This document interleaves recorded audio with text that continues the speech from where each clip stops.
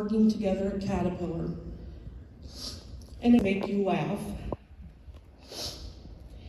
And lastly, he was a great man. I love you, Dad. No matter what was going on in my life, he always told me, have faith and it will work out. And it always did. When I was in kindergarten, I would come home crying from school because the boys teasing me. He said, I'm going to teach you how to box. He said, no daughter of mine is going to be able to sit there. You're going to stand up and fight back. Daddy taught us how to stand up for ourselves, be independent, and we can only make our dreams come true by working hard for it and to make our goals and aspirations come true. My fondest of memories from childhood was coaching us in how to bowl, play baseball, track and field. He did not miss any of our events while we were growing up. Dad was always there front and center. Dad loved fishing and took us with him to show us how to fish. I hated baiting my hook with the worms because they were too slimy. But he said, no daughter of mine is going to depend on anyone to do it for me. He made me do it. When we were kids, Dad's favorite thing to do on the weekends was to take us to the restaurant for breakfast and come back to watch cartoons so we could go for breakfast. Hot chocolate or Cordy's hot sweet rolls that were heated up for us and coffee before we would go to school and work in the mornings. Because in Illinois, it's cold. Dad loved watching and talking about sports and horse racing with his kids. Each one of us had a specific interest that Dad always helped or encouraged us to pursue. We always knew Daddy was our biggest supporter on anything we wanted to do in our life. We could call him up and say, Dad, what do you think about this? Well, is that what you want to do? Then do it. One thing he always said to his family, we are Mills and we are fighters, and we are.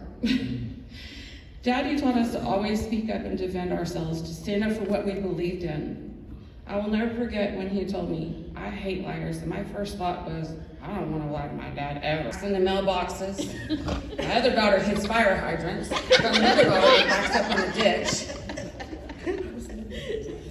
We were all learning how to drive, and when I got my driver's license, or my permit, I should say, Mom worked for 7-Eleven there in Garland, and he's like, why don't you drive home? Julie's in the back seat, mind you.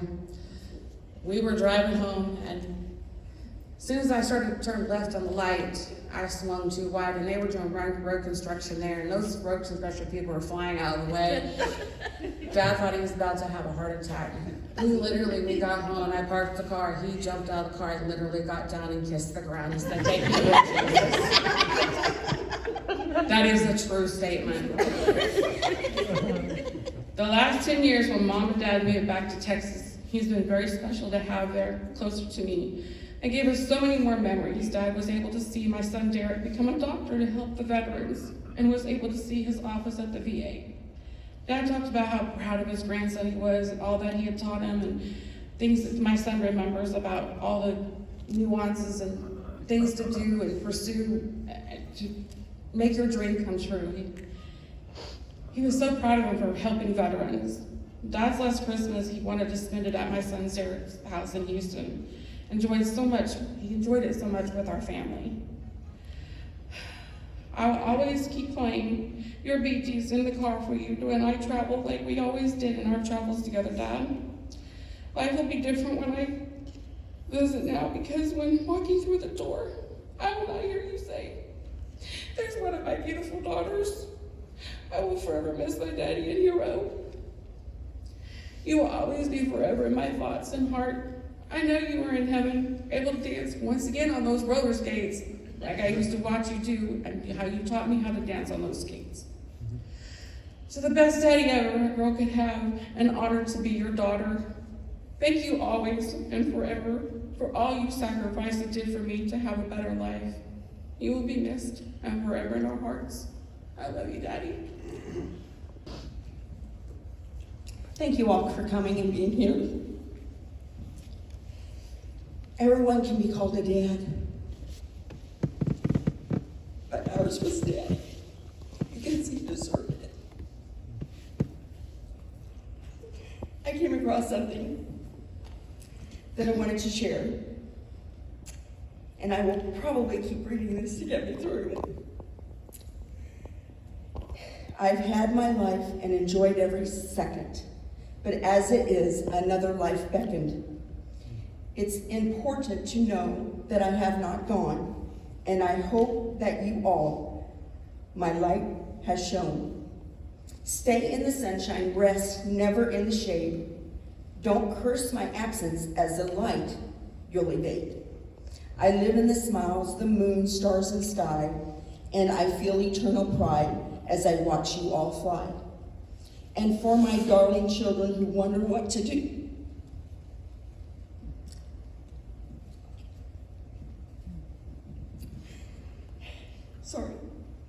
just have a wonderful time, as I will, living through you. So, I will think of that and read that always, but thank you for your patience.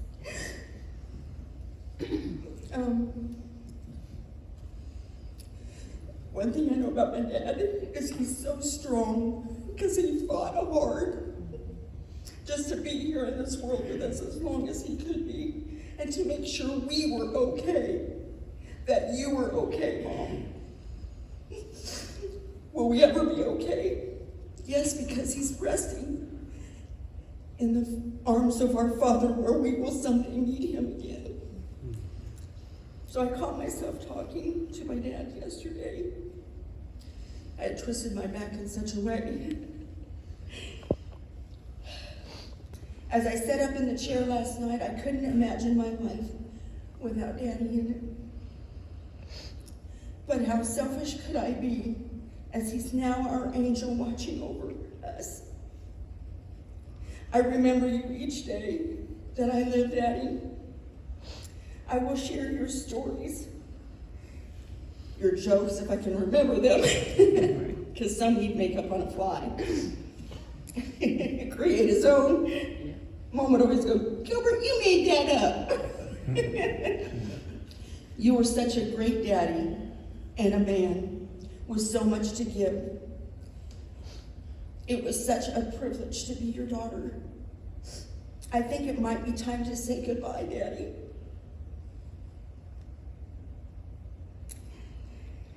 They have help centers for addiction, domestic abuse. They have centers for addiction, domestic abuse, children abuse.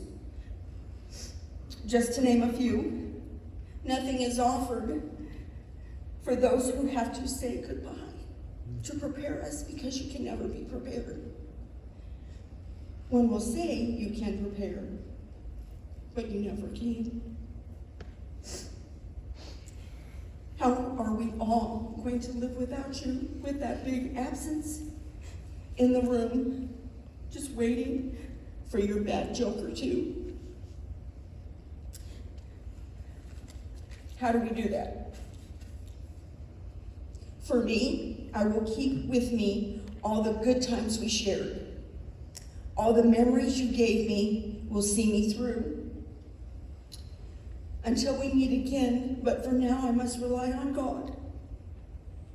Time does not stand still because we are hurting or we try to understand, and yet to know God is this. I'd like to think of this picture when Daddy crossed over to his heavenly home. There, the Father waiting as he promised an eternal life in heaven where he has been made new.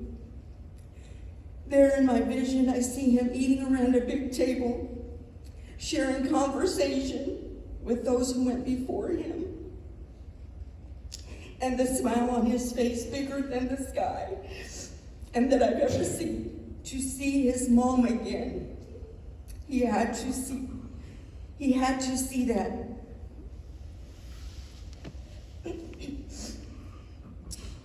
His faith carried him through. His belief would tell him he would be okay, and it was okay to go. So, two other things. I will talk to my dad every day. I love you, Daddy. I miss you, Daddy. And as I continue to see you, God shows me this. I must say goodbye. Now, I have a story to tell. Dry your eyes, Mom. When we were young, we all used to go to the store and purchase clothing for the new school year. We went to Hornsby's. Dad was with us. And Mom was taking too long in different sections. And she turned to him and said, "Gilbert, I have to find the men's wear. You need underwear." Us girls looked at each other and we thought, well, I thought we were shopping for school clothes. Anyway, we were going around the store and different things. Finally, in his serious way, Dad stops at the mannequin, looks up and says, "Could you please tell me where the men's underwear are?" And we would have thought that he thought that that mannequin was real because it looked real. That's just one of many things we could share about things Dad put. Okay, Mom should get high strung. Okay, well, let me think of something I can do to just bring her down to earth here. Because she was on a mission and nothing was going to distract her except for Daddy. He always found a way. And then she said, "Gilbert, we got to get this done." "Okay, I'm right here." It was cute. Then when we first lived in Texas, I'll never forget this, but my daddy would go to work and he'd pick up my ex-husband to go with him because they worked at the same place. And we had an ice storm before, the last evening before they went to work. And as they were traveling to work, there was the road was called Centerfield, and it was an intersection. And they came to this crossing point, and there were cars everywhere because it was nothing but a sheet of ice. And there was cars everywhere, and they couldn't get through. So my daddy got out of his car and pushed those cars over to the side. Because they were on ice, they moved real easy, he said. And then they got back in the car, and off they went to work. And said, "Texans, they gotta learn to drive." Illinois, we drive in the snow. I hope you've gathered just a little bit of a glimpse of what my daddy was to us, because he was our world, and I will never forget him. Thank you.